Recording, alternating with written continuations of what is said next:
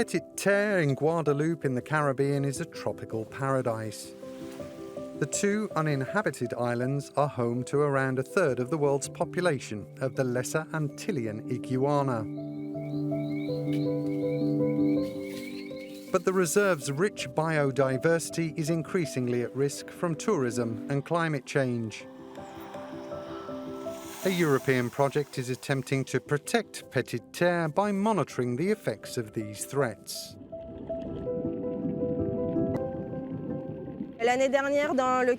Last year, we carried out a marine environment survey which identified an Elkhorn coral colony.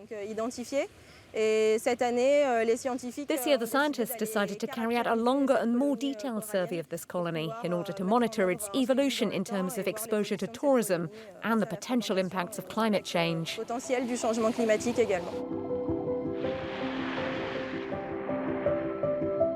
project has a budget of around €500,000. Just over 70% of that comes from the European cohesion policy. The reserve is made up of 842 hectares of sea and 148 hectares of land.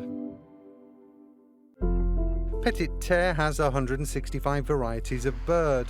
Anthony is an ornithologist. In his 23 years studying the reserve, he's noticed a decline in the numbers among certain species, a trend he's determined to reverse.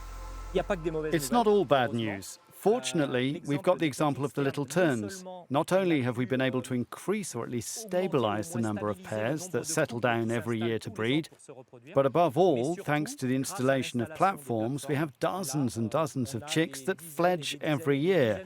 And that alone is really fantastic. It's only possible to get to Petite Terre by boat. Anchoring is banned to protect the coral. Those guides permitted to give tours of the reserve must also explain to tourists the fragility of the local ecosystem in the limited area of Terre de Bas. The other island is off limits to the public. The regulations are very strict. People have absolutely no right to take things, anything at all. When an infringement takes place, the police can fine a person up to €1,500. If you refuse to cooperate, it can rise to €75,000. Much is being done to protect the outstanding natural beauty of the islands. Without question, Petite Terre is a paradise, but a fragile one.